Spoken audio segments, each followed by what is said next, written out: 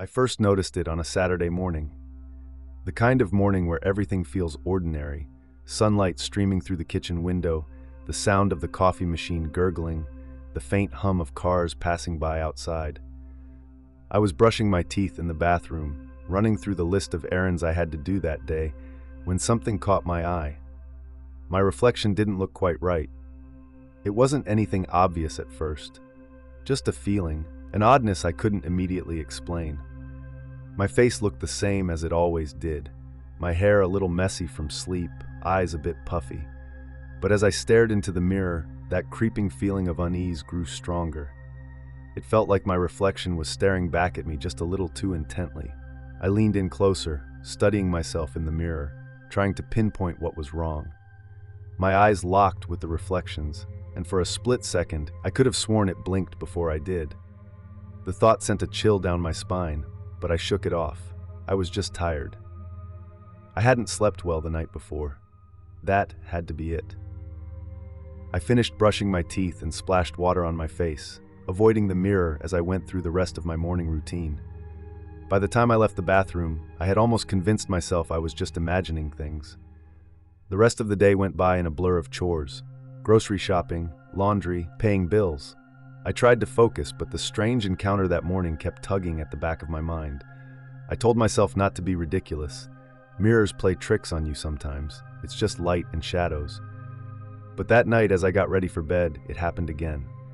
I was standing at the sink, washing my face, when I felt it, that sensation of being watched. I looked up slowly, and there it was, my reflection. But something was different. My movements, my expressions, everything seemed slightly off. When I raised my hand to dry my face, my reflection was a half-second too slow.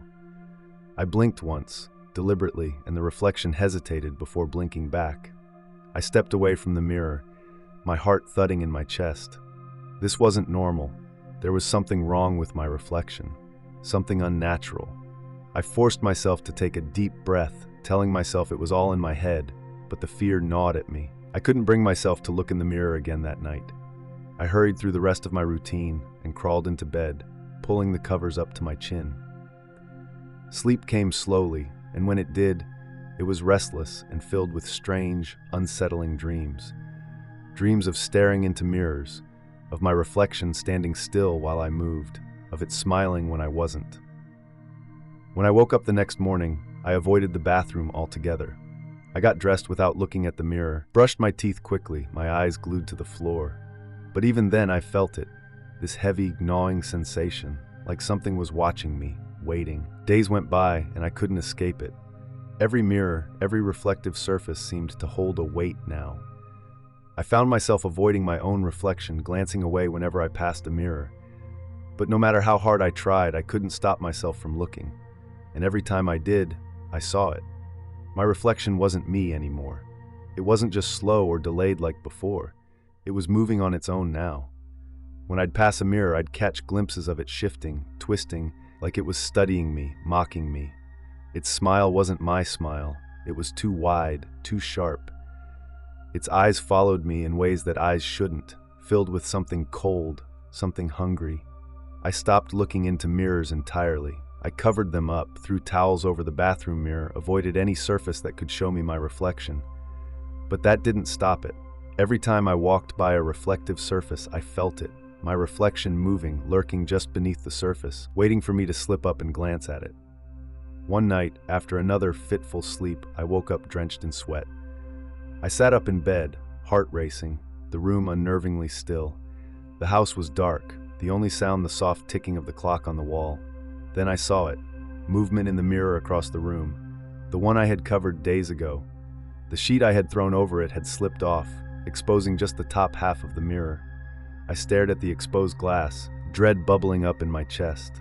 My reflection was there, standing by the edge of the mirror, half visible in the shadows. But it wasn't lying down like I was. It was standing, watching me. A cold shiver ran through me, and I forced myself to look away, but my eyes were drawn back to the mirror. The reflection stood there, its face half hidden in shadow, but I could see its grin, too wide, too unnatural. It wasn't waiting anymore. It was moving. Slowly, the reflection stepped closer to the glass, its hand reaching up, pressing against the inside of the mirror, as if testing the barrier, as if trying to push through. I scrambled out of bed, my breath coming in short gasps. I wanted to run, to leave the room, but I couldn't tear my eyes away. The reflection smiled wider, its eyes glinting with something dark and eager. Then, with a soft crack, I saw it. A small fissure appeared in the glass, spiderwebbing outward from where its hand pressed. The crack spread slowly, deliberately, like something was breaking through. I stumbled backward, nearly tripping over myself. My heart pounded in my ears as the crack widened, the mirror groaning under the strain. And then, with a sudden, sickening sound, the mirror shattered, the shards falling to the floor with a deafening crash. For a moment, everything was still.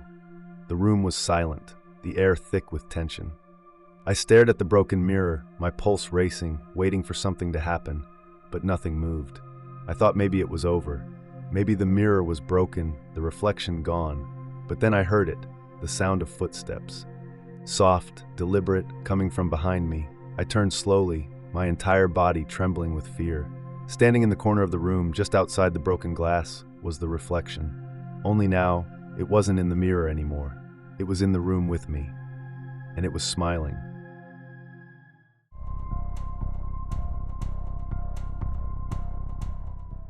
I had been a teacher at Pine Hollow Elementary for about 5 years. It was a small school in a quiet town, the kind of place where everyone knew everyone, where the biggest event was the annual bake sale, and where nothing really ever happened. At least that was true until the kids started disappearing. It began slowly, so slowly no one really noticed at first. The first kid to vanish was Ellie Hansen, a quiet girl from the 3rd grade. She didn't show up for school one day, and at first everyone assumed she was just homesick. But then her parents reported her missing. No one had seen her leave the house that morning, no signs of struggle, no forced entry. She was just gone. The town rallied around the family, searching the woods, combing through every inch of the town. But Ellie was never found. That was 2 months ago. Then it happened again. Ben Carter from my class didn't show up one day. I thought he was sick, just like Ellie, but by the end of the day, word spread. He hadn't come home the night before. The same thing. No signs of a struggle, no clues, just another child gone without a trace. It didn't stop there. One by one, kids started vanishing from the school. It was always the quiet ones, the ones who sat at the back of the classroom, who didn't make a fuss. There was no pattern, no way to predict who would be next. The town was in a panic, parents pulling their children from school, locking them indoors. But none of it seemed to matter. The kids kept disappearing. After Ben disappeared, the school's atmosphere changed. It was no longer a safe, bright place. The halls felt darker, the air colder, and the classrooms, once filled with laughter and chatter, were silent. The teachers were nervous, parents were terrified, and I was scared too. But the strange part, the kids who were left didn't seem as frightened as we were. They whispered among themselves, huddled in tight groups, their eyes darting nervously toward the empty seats in the classroom. I caught them glancing at the back of the room more than once, but when I asked them about it, they would just look away, refusing to say anything. One afternoon, after most of the students had gone home, I stayed behind to catch up on grading. The school was quiet, too quiet, and the shadows in the hallways seemed to stretch longer than they should. I tried to focus, but the uneasy feeling gnawed at me. Something was wrong. I stood up and stretched, deciding to take a walk through the school to clear my head. As I wandered the empty halls, I couldn't shake the sensation of being watched. Every creak of the old floorboards, every whisper of the wind outside made me jump. My footsteps echoed eerily, and the silence pressed in on me from all sides. When I passed by Ben's locker, I stopped. The locker door was slightly ajar, even though all the kids had been gone for hours. A sense of dread filled my chest, but I reached out and opened it anyway. Inside was nothing unusual, just books and papers. But then I noticed something tucked in the corner, barely visible under a pile of crumpled worksheets. It was a small, worn piece of paper. I pulled it out, smoothing it against my palm. It was a drawing, simple and childlike, but what it showed sent a chill down my spine. It was a picture of a group of children standing in a circle, their faces blank and featureless, holding hands. Above them was a figure, a tall, dark figure, towering over the children, its face hidden by a hood. I stared at the drawing, my hands shaking. Ben must have drawn this before he disappeared, but what was it supposed to mean? My heart raced as I stuffed the paper in my pocket and slammed the locker shut. I needed to leave. Something about the school felt wrong, like the walls themselves were closing in. As I turned to leave, I heard something, a faint, rhythmic tapping, like the sound of footsteps, small, light footsteps. I froze, listening. The tapping echoed down the hallway, slow and deliberate. It wasn't my imagination. Someone was still in the building. I walked cautiously, the sound growing louder as I approached the end of the hall. The light above flickered, casting long shadows along the floor. The tapping continued, leading me toward the back of the school, where the older classrooms were. I followed it, my pulse quickening, until I reached room 12, the room that hadn't been used in years. The door was slightly open, just enough for a sliver of light to spill out. My breath caught in my throat, but I couldn't turn back now. I pushed the door open, and what I saw inside made my blood run cold. The room was empty, except for a small group of children standing in a circle in the middle of the floor. Their backs were to me, their heads bowed as they held hands, swaying slightly in the dim light. They were whispering something, a soft, chanting sound that sent a chill down my spine. I stepped forward, my voice barely a whisper. "What are you doing here?" The chanting stopped. The children slowly turned to face me, their eyes wide and blank, their faces expressionless. I recognized some of them, kids who had disappeared, kids who should not have been there. Ben was among them, his gaze fixed on me, his mouth twisted in a strange, eerie smile. I stepped back, fear surging through me. "Ben, what's going on?" He didn't answer. None of them did. They just stood there, watching me, their smiles growing wider, more unnatural. I felt something cold on my neck, like icy breath, and I turned around slowly. In the corner of the room, in the deepest shadow, stood the figure from Ben's drawing. It was tall, its body hidden beneath a long, dark cloak.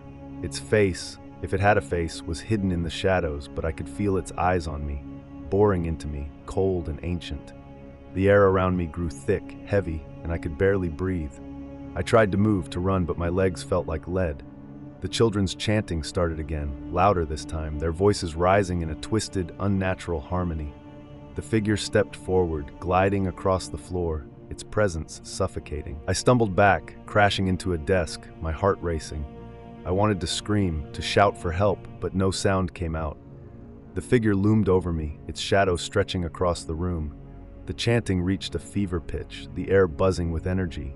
I felt its cold fingers brush against my skin, and everything went dark. When I woke up, I was lying on the floor of room 12. The children were gone, the figure gone. The room was silent, as if nothing had happened. But I knew better. I stumbled out of the school, the drawing still clenched in my hand. The kids had been taken, stolen away by something I couldn't understand, something dark and ancient that had been hiding in the shadows of that school for years. And I had come too close. I never went back to Pine Hollow Elementary. I couldn't. The school closed down not long after, the disappearances too much for the town to bear.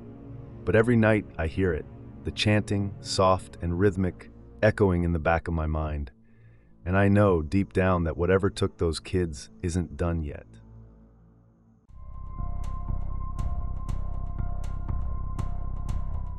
I had taken the babysitting job because it seemed easy enough. The parents, Mr. and Mrs. Garvey, were nice, and their son Nathan was a quiet, well-behaved kid. The house was big, a little too big for my liking, with long hallways and old wooden floors that creaked no matter how carefully you walked. Still, they paid well, and I needed the money. It was late October, and the Garveys were going to a Halloween party across town. They'd said they'd be back around midnight, maybe a little later. I'd done a few jobs for them before, but this night felt different from the moment I arrived. The wind was howling outside, sending leaves skittering across the driveway, and the sky was overcast, casting the house in shadows even before the sun had fully set. Nathan, the boy I was babysitting, was 6, and when I showed up, he was already in his pajamas, sitting quietly in the living room with a small pile of toys scattered around him. Mrs. Garvey gave me the usual rundown before they left. Nathan had already had dinner, he needed to be in bed by 8, and there were snacks in the kitchen if I got hungry. Everything was normal at first.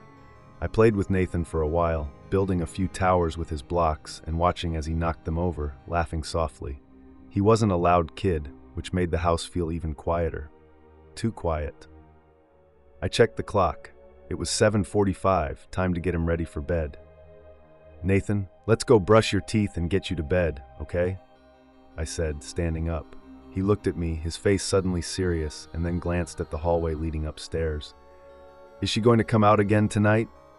My heart skipped a beat. I forced a smile, not wanting to let his words spook me. "Who are you talking about, Nathan?" He didn't answer.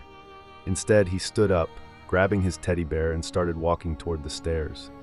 I followed him, trying to shake off the eerie feeling his words had left me with.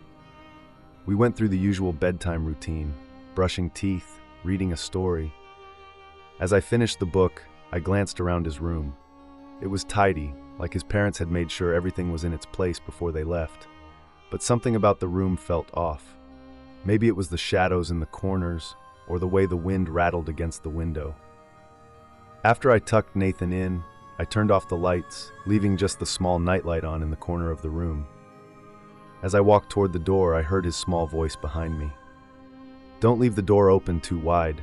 She doesn't like it." I paused, a chill running down my spine. "Who doesn't like it, Nathan?" He didn't respond. He just turned over in bed, pulling the covers up to his chin. I stood there for a moment, my hand hovering over the doorknob, before I slowly pulled the door halfway closed, just as he'd asked. Back downstairs, I tried to relax, sinking into the couch with my phone in hand. The wind outside was picking up, the trees swaying and casting strange shadows against the windows. I glanced at the clock again. It was only 8:30. I had a long night ahead of me. About an hour later, the house creaked loudly, a sudden sound that made me jump. I told myself it was just the wind, but I couldn't shake the feeling that something was watching me. I stood up, deciding to check on Nathan. I walked up the stairs quietly, each step creaking under my weight, the sound echoing through the empty house. When I reached his room, I gently pushed the door open and peeked inside. Nathan was still in bed, his small body curled up under the blankets, breathing softly. The room was as quiet as before. I was about to leave when I heard something that made my blood run cold, a soft, muffled laugh. It wasn't coming from Nathan. I froze, my heart hammering in my chest. The laugh was faint, barely audible, but it sounded like it was coming from just beyond the door, somewhere in the hallway. I stepped out of Nathan's room, carefully closing the door behind me. The hallway was dark, the only light coming from a small lamp at the far end. The air felt heavy, like something was hanging in the stillness, waiting. And then I saw it, a shadow at the end of the hall. It was small, child-sized, but it wasn't Nathan. It moved quickly, darting into one of the other rooms down the hall. My breath caught in my throat. There was no way someone else was in the house. I walked slowly down the hallway, my heart pounding in my ears. The door to the guest bedroom was ajar, the same room the shadow had disappeared into. I hesitated, gripping the doorknob tightly before pushing the door open. The room was empty. I stood there for a moment, staring into the darkness, trying to steady my breathing. My mind was racing. Maybe I had imagined it. Maybe the shadows and the wind were playing tricks on me. I turned to leave, but as I stepped back into the hallway, I heard it again, another soft laugh, closer this time. I spun around, my back pressed against the wall, my eyes scanning the empty hallway. The laugh had sounded like a child's, light and playful, but there was something off about it. Something wrong. I backed away, trying to get my bearings, but every instinct was screaming at me to leave. Just as I turned to head downstairs, the floorboards behind me creaked, and I felt a presence close by, too close. I didn't dare look back. I rushed down the stairs, practically throwing myself into the living room. The house felt different now, the once cozy rooms suddenly cold and threatening. My hands shook as I reached for my phone, frantically dialing Mr. Garvey's number. It rang and rang, but no one picked up. A loud crash echoed from upstairs. I jumped, my phone slipping from my hand and clattering to the floor. My first instinct was to run, to leave the house and never look back, but I couldn't leave Nathan. I grabbed the phone and sprinted back up the stairs, my pulse racing as I reached his bedroom door. I flung the door open, but Nathan was gone. The bed was empty, the covers tossed aside. The room was cold, far colder than it should have been, and the window was open, the curtains billowing in the wind. I rushed to the window and looked out, but the backyard was empty. Snow had started falling lightly, but there were no footprints. I spun around, my breath coming in short gasps. "Nathan?" I called out, but my voice felt small, swallowed by the thick silence of the house. Then from the hallway, I heard his voice, soft, distant. "She's here." I stepped into the hallway, my flashlight beam trembling as I followed the sound of his voice. It was coming from the attic. The door to the attic was slightly ajar, and a cold draft seeped through the gap. I hesitated, but there was no other choice. I had to find him. I pulled the attic door open, the old wooden stairs creaking loudly as I climbed. The flashlight barely cut through the darkness, and the air grew colder with each step. At the top, I saw him. Nathan stood in the center of the attic, staring at something in the corner. His back was to me, his small figure dwarfed by the looming darkness. "Nathan?" I whispered, stepping closer. He didn't turn around. He just stood there, his gaze fixed on the far corner of the attic. And then I saw her. A figure crouched in the corner, shrouded in shadow. It was tall, far taller than any person should be, its limbs long and twisted, its head cocked at an unnatural angle. I couldn't see its face, but I felt its eyes on me, cold and unblinking. Nathan's voice came again, barely a whisper. "She's been waiting for you." Before I could move, before I could even scream, the attic door slammed shut behind me.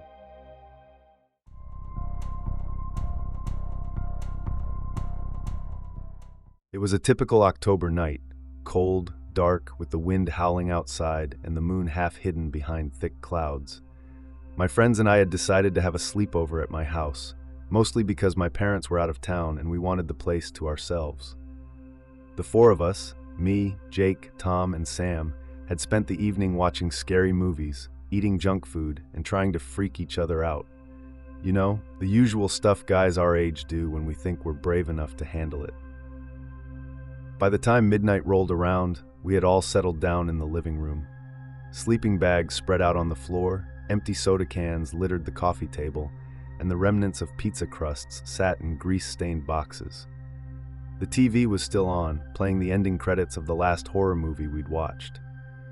We were all tired, our bravado from earlier starting to wear off as the weight of the late hour settled in. It was Tom who first noticed it, a faint noise, barely audible over the wind outside. He sat up, his brow furrowing. "Did you guys hear that?" I paused, trying to listen, but the only thing I could hear was the creaking of the old house and the occasional gust of wind rattling the windows. "Hear what?" Sam asked, his eyes still glued to the screen. Tom turned his head toward the ceiling, his face pale.